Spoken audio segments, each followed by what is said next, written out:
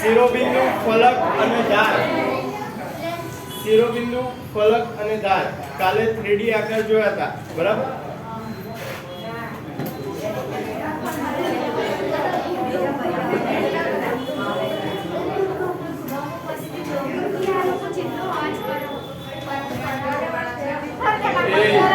एक बार खबर नहीं पड़ती है भणना है तो आवन नहीं, बराबर? वीडियो चालू થઈ ગયા, ઘરે જ રહેવાના. હા તો બોલતો નહીં હવે.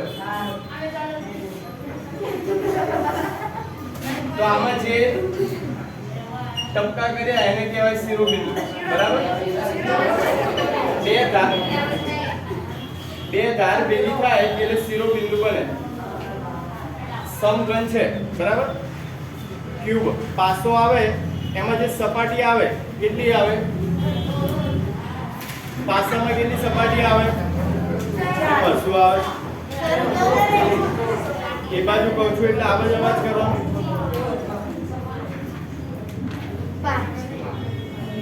પાસામાં કેટલી સપાટી આવે? 6 આવે, બરાબર? 6 અંક આવે.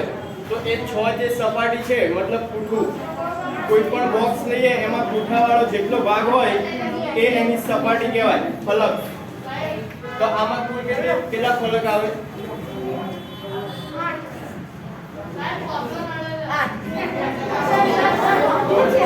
6 ફલક આવશે, બરાબર?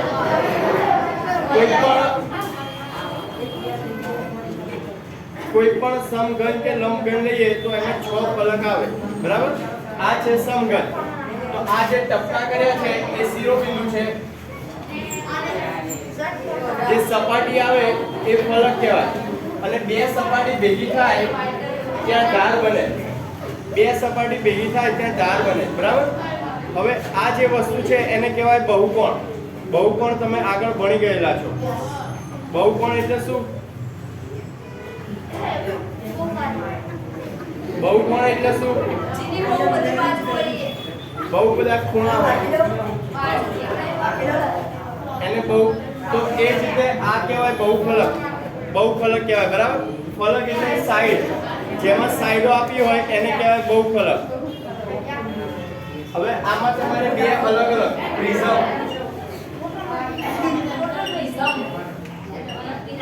પ્રિઝમ અને પિરામિડ. પ્રિઝમ અને પિરામિડ બે વસ્તુ આવશે. પ્રિઝમ એટલે જેમાં ઉપરનો ભાગ અને નીચેનો ભાગ બંને સરખા હોય. એક્ઝામ્પલ તરીકે આ લઈએ તો આને પ્રિઝમ કહી શકાય. પ્રિઝમ તમારે સાયન્સમાં આવશે ભણવાનું, બરાબર? પ્રિઝમ વિશે. પ્રિઝમ એટલે કાચનો બ્લોક આવે. પ્રિઝમ મીન્સ કાચનો બ્લોક આવે જે અલગ અલગ આકારનો હોય છે. તો આ જે છે એને પ્રિઝમ કહેવાય. તો આમાં આકાર કયો છે? આનો ચોરસ. જો પ્રિઝમમાં ટોટલ 6 ભાગ હોય, બરાબર? આની અંદર આ પ્રિઝમ લઈએ ચોરસ તો એમાં 6 ભાગ આવે. ઉપરનો ભાગ અને નીચેનો ભાગ. એ જ રીતે ત્રિકોણ લઈએ, એક્ઝામ્પલ તરીકે કહું તો આપણે ચોપડા લાવીએ તો આખો થપ્પો હોય, બરાબર? 10, 12, 1 ડઝનનો. તો એ પ્રિઝમ કહી શકાય. તો એનો આકાર કેવો હોય? લંબચોરસ. નીચેનો ભાગ અને ઉપરનો ભાગ સરખો હોય છે, બરાબર? અને સાઈડના ભાગ કેવા હોય? લંબચોરસ દરેક. એ જ રીતે ત્રિકોણ લઈએ, જો ચોપડા હોય એને કટ કરી કાઢીએ ત્રિકોણ આકારમાં તો એ ત્રિકોણ આકાર પ્રિઝમ કહેવાય, બરાબર? તો એનો નીચેનો ભાગ કેવો હોય? ત્રિકોણ. અને ઉપરનો ભાગ પણ ત્રિકોણ હોય, પણ એના સાઈડના જે ભાગ હોય એ આવશે લંબચોરસ. સાઈડના ભાગ લંબચોરસ આવશે, બરાબર? પાછળ આકૃતિ આપેલી છે, પેજ નંબર 165. પેજ નંબર 165 માં ચોરસ અને ત્રિકોણ બંને માટે પ્રિઝમ આપેલા છે, બરાબર? પ્રિઝમની અંદર કાચનું દ્રવ્ય આવે. પ્રિઝમમાં કોઈ ઓફિસમાં જાઓ તમે તો બ્લોક પડ્યા હોય છે, બરાબર? પેપર ઉપર મૂકવા માટે. તો બસ એ એક જાતનો પ્રિઝમ જ કહેવાય. ચોરસ અને ત્રિકોણ લઈએ તો એ પ્રમાણે કહેવાય, બરાબર? અને બાજુમાં આપ્યું છે પિરામિડ. પિરામિડ અને પ્રિઝમમાં શું ફરક? તો પ્રિઝમમાં ઉપરનો ભાગ અને નીચેનો ભાગ એક સરખો જ હોય. ઉપર ત્રિકોણ હોય તો નીચે પણ ત્રિકોણ હોય. જ્યારે પિરામિડમાં નીચે બેઝ, બરાબર, બેઝ કહેવાય આધાર, ચોરસ પણ હોઈ શકે, ત્રિકોણ પણ હોઈ શકે, ગમે તે આકારનો હોઈ શકે, બરાબર, ષટકોણ ગમે તે લઈ શકાય, પણ એમાં જે ઉપરની ટોચ હોય એ એક જ હોય. આકૃતિમાં તમારે આપેલું છે, જો એક લંબચોરસ છે નીચે અને બીજો છે ત્રિકોણ, બરાબર, પણ ઉપરનો જે ભાગ છે એ હંમેશા એક શિરોબિંદુ મળે અને પિરામિડમાં સાઈડના ભાગ છે એ હંમેશા ત્રિકોણ હશે, બરાબર. ત્રિકોણ હોય આ રીતના તો તે ભેગા થાય અને એક શિરોબિંદુ બને, બરાબર. તો આ બંનેનો ડિફરન્સ છે, એક્ઝામમાં આવી શકે આ ચેપ્ટરમાંથી આઈએમપી પ્રશ્ન છે, બરાબર. પિરામિડ અને પ્રિઝમ બંને અલગ અલગ વસ્તુ છે. પિરામિડ એટલે શું? ઉપર અને નીચેની સપાટી અલગ અલગ હોય. ઉપરની સાઈડ એક શિરોબિંદુ હોય, જ્યારે નીચે જે આકાર હોય એ આકારનો પિરામિડ કહી શકાય, બરાબર. નીચેનો ભાગ ત્રિકોણ હોય તો એ પિરામિડને ત્રિકોણ પિરામિડ કહી શકાય. નીચેનો ભાગ ચોરસ હોય તો એને ચોરસ પિરામિડ કહી શકાય. પણ પિરામિડમાં સાઈડના જે ભાગ હોય એ બધા ત્રિકોણ હોય, બરાબર. ત્રિકોણ ભાગ હોય દરેક તો જ તે ભેગા થઈને બની શકે. તંબુ જોયા છે? તંબુ, બરાબર, કેમ્પ કહેવાય ને આર્મી વાળાને એ બધા, તો એ હોય છે, બરાબર. આમ એ રીતનો પિરામિડ કહેવાય. અને ઇજિપ્તના પિરામિડ પણ જોયા જશે ને, સેમ આ રીતે દેખાય, બરાબર, દૂરથી. હા. જ્યારે પ્રિઝમ, એમાં કાચનું દ્રવ્ય હોય અને પ્રિઝમમાં ચારે બાજુની સપાટી હોય એ લંબચોરસ હોય અને ઉપરની અને નીચેની સપાટી કેવી હોય? એક સરખી હોય, બરાબર. હવે એના પછીનું છે યુલર, જે આ ટોપિકનું નામ છે, બરાબર. યુલરનું સૂત્ર.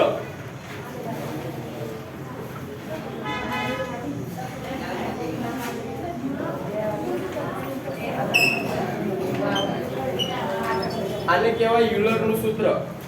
આખું સ્વાધ્યાય આના પર છે, બરાબર. f + v - e બરાબર 2. f એટલે ફેસ, ફલક. f એટલે, બરાબર, ફેસ ઇંગ્લિશમાં, અને ફલક. તો f એટલે આ જે ભાગ છે સાઈડનો, દરેકમાં સાઈડનો જે ભાગ છે એને કહેવાશે f, બરાબર. તો આ જે એક સમઘન હતો એમાં f કેટલા થશે? આ સમઘનમાં f બરાબર કેટલા લખી શકાય? f ફેસ 6, બરાબર, 6 આવશે. જો પછી v એટલે વર્ટેક્સ ઇંગ્લિશમાં, ગુજરાતીમાં કહેવાય શિરોબિંદુ. તો શિરોબિંદુ કેટલા છે? 1 2 3 4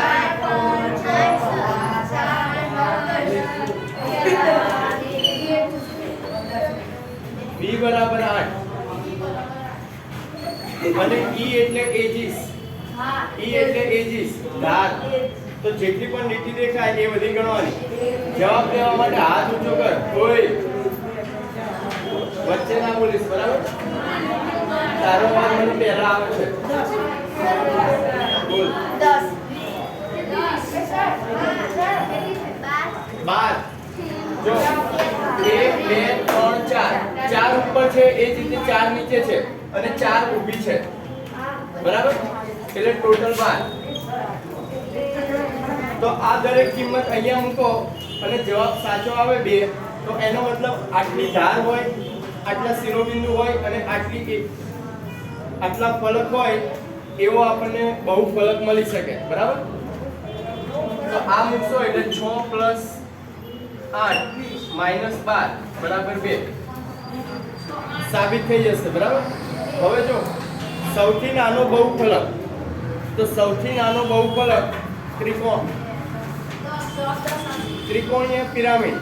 સૌથી નાનો બહુફલક ત્રિકોણીય પિરામિડ હોય તો ત્રિકોણીય પિરામિડ લઈએ તો એમાં ફલક કેટલી આવે? ત્રિકોણ પિરામિડ આપ્યો હોય, ત્રિકોણીય પિરામિડ મતલબ નીચેનો બેઝ ત્રિકોણ હોય, બરાબર. સાઈડમાં દરેકમાં ત્રિકોણ હોય પિરામિડમાં, તો એમાં ફલક કેટલા આવે? 5.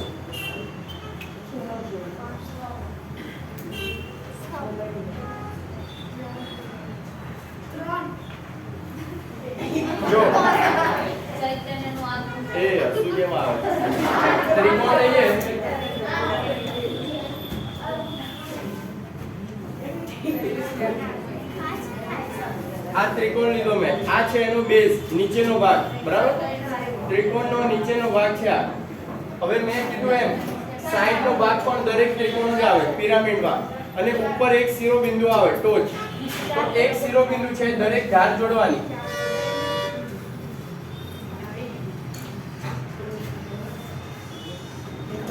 જો એક ભાગ નીચેનો હતો એ, બરાબર?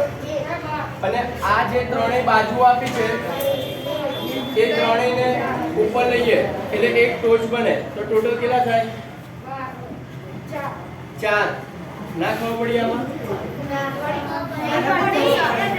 સમજાવો.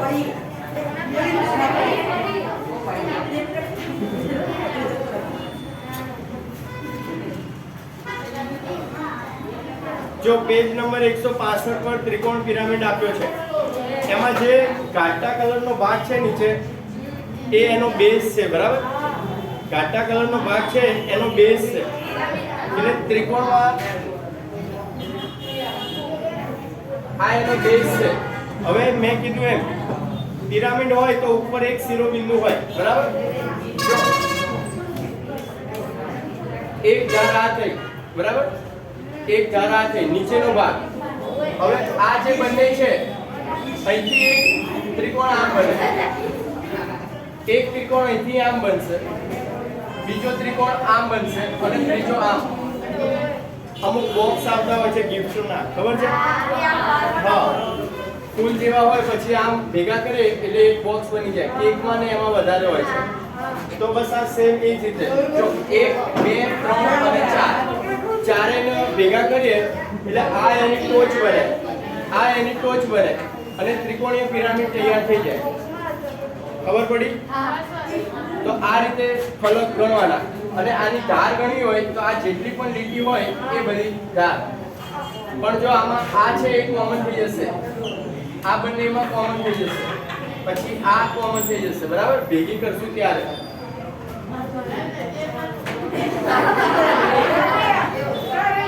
એ સલાહમાં કીધું તને હા બોલવાનું બંધ કરી દે, બરાબર? ધ્યાન આપ ખાલી.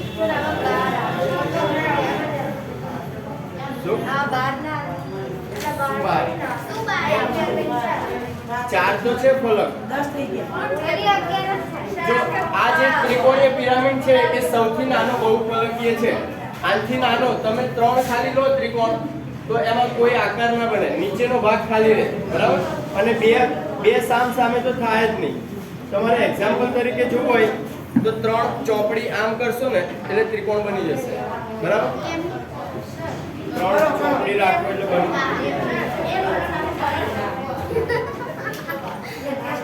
સ્વાધ્યાય 10.3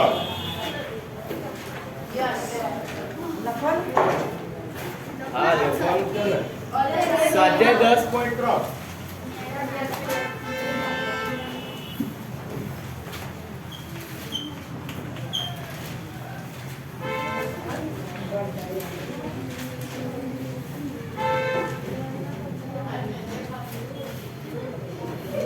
જગ્યા ક્યાં તારી? અત્યારે ક્યાં એ તને ટેવ છે બોલવાની વચ્ચે? ધ્યાન રાખે બધાનું. મેડમે ક્યાં બેસાડ્યો તને? તો પછી મારું બેસી રહે, વાંધો નહીં. પ્રશ્ન નંબર 1, શું કોઈ બહુફલકને આટલા ફલક હોઈ શકે? પહેલું છે 3 ત્રિકોણ. 3 ત્રિકોણ વાળો બહુફલક હોય?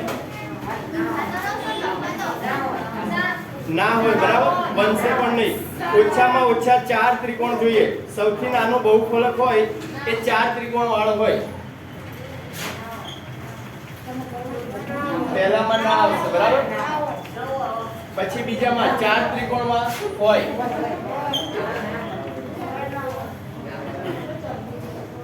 અને 3 ત્રીજામાં 1 ચોરસ અને 4 ત્રિકોણ ત્રીજામાં હોઈ શકે, બરાબર? 1 ચોરસ અને 4 ત્રિકોણ.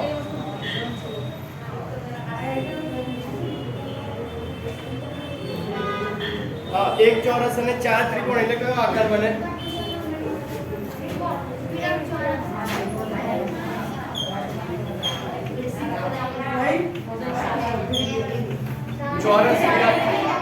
ચોરસ પિરામિડ, બરાબર?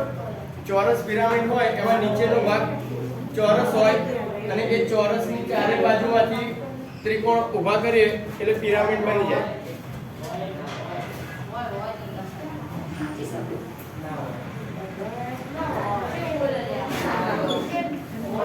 પછી પ્રશ્ન નંબર 2.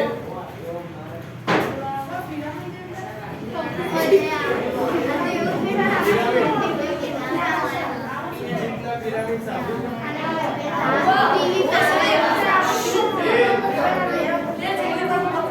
લખવાનું છે આ રીતે.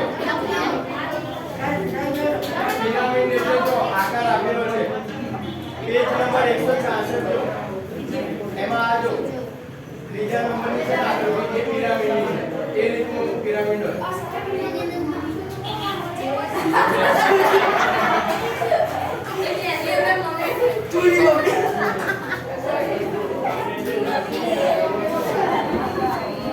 પછી પ્રશ્ન નંબર 2. શું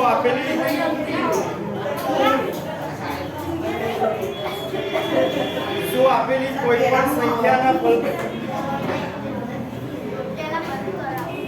પ્રશ્ન નંબર 2 લખવા કરો.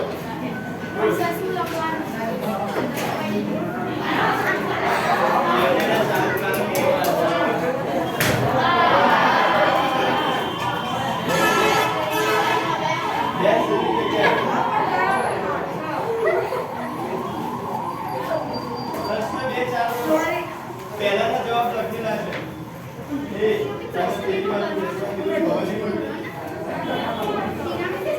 પણ જગ્યા શું કામ બદલશે? જાતે જ કરવું હોય તો પછી પૂછવાનું નહીં કોઈ પણ વસ્તુ, બરાબર? તો સરની જરૂર નથી પછી ક્લાસમાં. આપણે જાતે ડિસિઝન કરવું હોય એ બંધ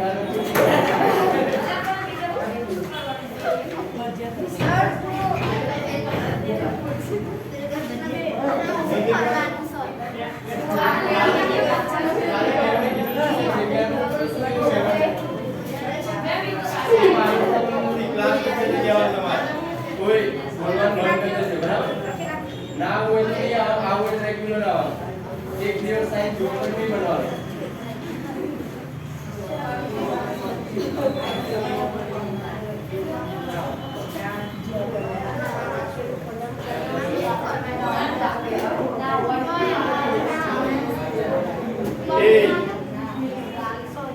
પ્રશ્ન 2.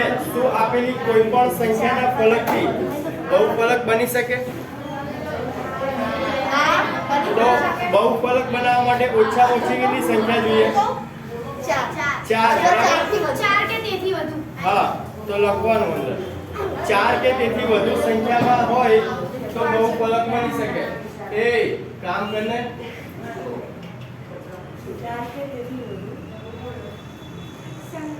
તને નહીં ખબર તું શું બોલ્યો? તું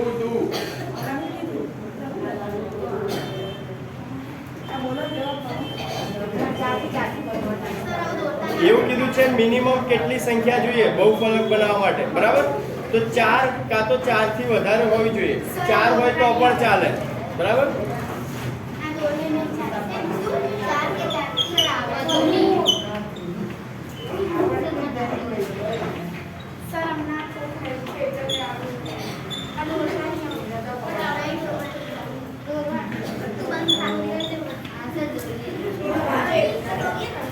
પછી પ્રિઝમ કયું છે એ કહેવાનું છે. નીચેનામાંથી કઈ વસ્તુ પ્રિઝમ છે?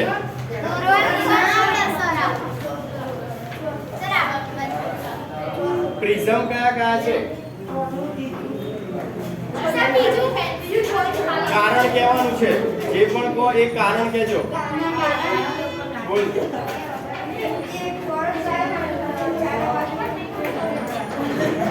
જો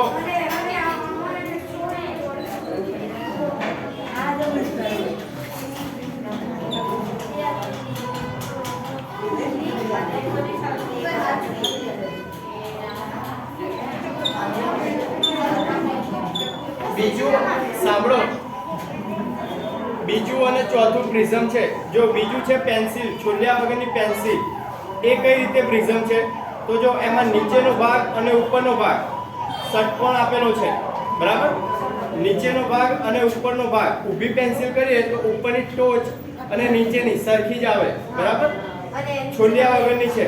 અને એની સાઈડના જે પણ ભાગ છે આકૃતિમાં આપેલી પેન્સિલ જોવાની, આપણી નહીં જોવાની. તો દરેક લંબચોરસ ભાગ આપેલા છે, બરાબર? આકૃતિમાં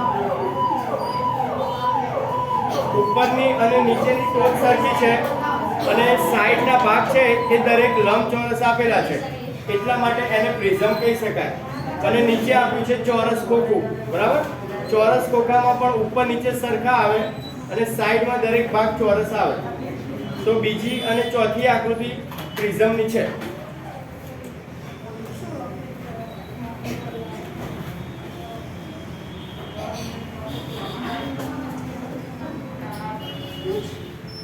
સર અમે આકૃતિ નહીં દોરતા.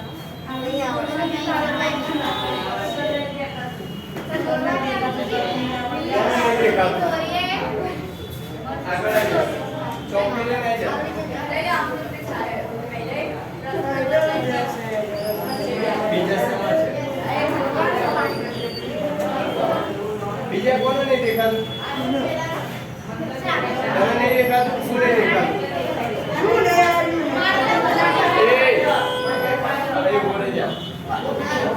હા તો અહીંયા આવી જા, જગ્યા કરી આપો, અહીંયા આવી જશે. બાજુમાં વાતો ના કરતો, બરાબર? નહીં તો હવે બહાર જવું પડશે. પછી પ્રશ્ન નંબર 4 લખો. પ્રશ્ન નંબર 4, પ્રિઝમ અને નળાકારમાં શું સામ્ય છે? પ્રશ્ન નંબર 4, પ્રિઝમ અને નળાકારમાં શું સામ્ય છે? જો પ્રિઝમના પાયા એ સમૂહમાં ના બોલીશ.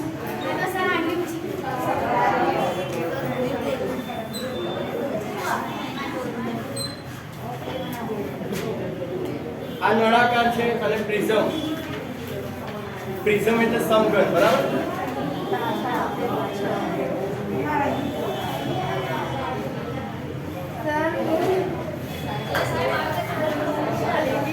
જો પ્રિઝમ અને નળાકારમાં શું સામ્ય છે?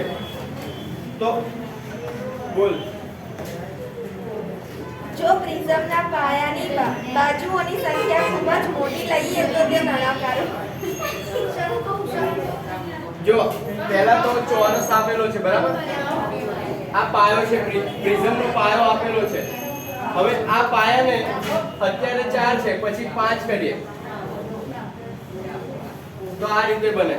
પછી 6 કરીએ, બરાબર? હા,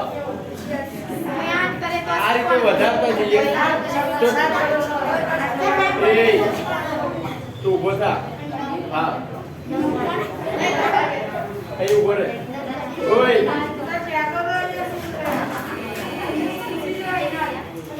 આ રીતે વધારતા જઈએ, બરાબર? તો છેલ્લે નળાકાર બની જાય, એકદમ ગોળ આકાર બની જાય. હવે જો આ ચોરસ છે તો એની ઉપરનો જે ભાગ છે એ પણ ચોરસ જ આવવાનો, બરાબર? આ સાઈડ વાળો. એ જ રીતે અહીંયા જેમ જેમ વધારતા જઈએ એમ આ ભાગ છે એ નાનો થતો જશે અને છેલ્લે એક ટાઈમ એવો આવશે સાવ વર્તુળ બની જાય. કોમ્પ્યુટરમાં પેન્ટ દોરતા હોય છે, બરાબર? ત્યારે સાઈડમાંથી સર્કલ લઈએ, જો એક મોટું લઈએ ને તો ખાંચા ખાંચા દેખાતું હોય, બરાબર? અને પછી જેમ ખેંચતા જઈએ એમ આખું રાઉન્ડ થઈ જતું હોય. જોયેલું છે? બસ સેમ આ એ જ રીતે, બરાબર? પ્રિઝમ હોય એને નાનું કરતા જઈએ બાજુઓ બધી તો રાઉન્ડ થઈ જાય. બસ આ જ વસ્તુ લખવાની છે. અને એ શું લખ્યું સર આના? પાછળ આપેલું છે, વાંચ્યું ને તે. પછી એના નીચે પિરામિડ અને શંકુમાં શું સામ્ય છે? પિરામિડ અને શંકુ, જો જે રીતે આ કર્યું એ જ રીતે આ શંકુ છે, બરાબર? પિરામિડમાં પણ નીચે જો ત્રિકોણ હોય, ત્રિકોણમાંથી એક બાજુ વધારે એટલે ચોરસ બને, ચોરસ પિરામિડ નીચેનો ભાગ. અને એ રીતે બાજુઓ વધારતા જઈએ તો છેલ્લે એક વર્તુળ બને, બરાબર? તો એ વર્તુળ બને એ શંકુ બનશે. તો આ હતી બંનેની સામ્યતા.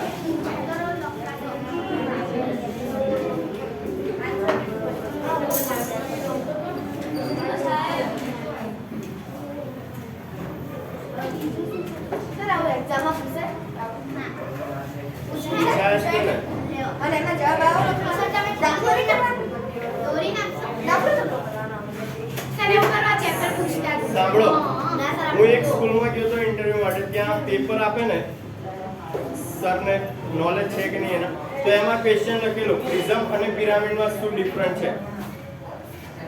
આ ચેપ્ટરનો હતો. પ્રિઝમ અને પિરામિડમાં શું ડિફરન્ટ છે. એ ત્યાં જઈને જોઈએ તું ત્યાં. શું કહે? પ્રશ્ન નંબર 5. શું ચોરસ પ્રિઝમ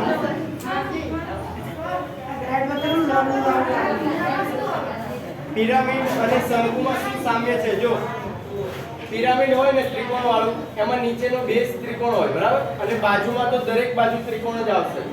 હવે ચોરસ લઈએ એટલે ત્રિકોણમાં 3 બાજુ હોય, ચોરસમાં 4 બાજુ હોય, બરાબર. તો નીચેનો બેઝ ચોરસ આવશે પણ સાઈડનો ભાગ તો ત્રિકોણ જ આવશે. એ રીતે એક એક બાજુ વધારતા જઈએ, 4 5 6 7, પછી અસંખ્ય કરીએ એટલે એક ટાઈમ એવો આવે એક વર્તુળ બની જાય, બરાબર. તો કાલે સમજાવ્યું હતું આ કેવું છે? શંકુ છે, બરાબર. એટલે એક ટાઈમ એવો આવે જેમાં શંકુ બની જશે. આ વસ્તુ તમને જે રીતે ખ્યાલ આવે ને એ રીતે લખવાનું. તમને ખ્યાલ આવવો જોઈએ, બરાબર. તમારી ભાષામાં લખી શકો. બીજો પ્રશ્ન શંકુ વાળો. પ્રશ્ન 4 માં બંને પ્રશ્ન તમારી ભાષામાં લખી શકો, બરાબર. જે ખ્યાલ આવે બાજુઓ વધારો અને એક ટાઈમ વર્તુળ બની જાય એ રીતે પણ લખી શકો, બરાબર.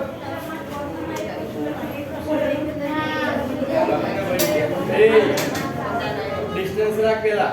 કાલે મેં મારા ત્યાં ખબર નહીં પડતી.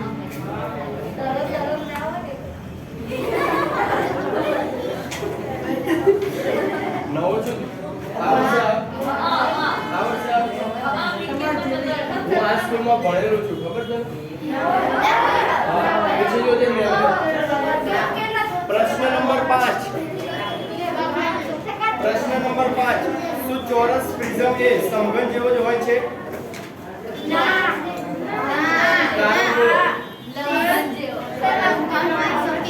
શું ચોરસ પ્રિઝમ એ સમઘન જેવો હોય છે?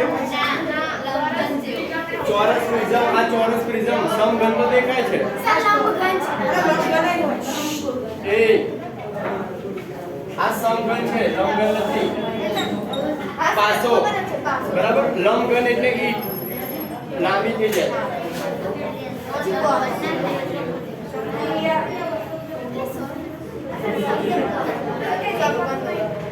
આ લંબઘન છે ઈટ, બરાબર. કાલે લીધું. તો જો આમાં આવશે જવાબ ના. એનું કારણ શું? એવું કીધું છે ચોરસ હોય એ આ રીતે પણ બની શકે, એકલું સમઘન ના બને.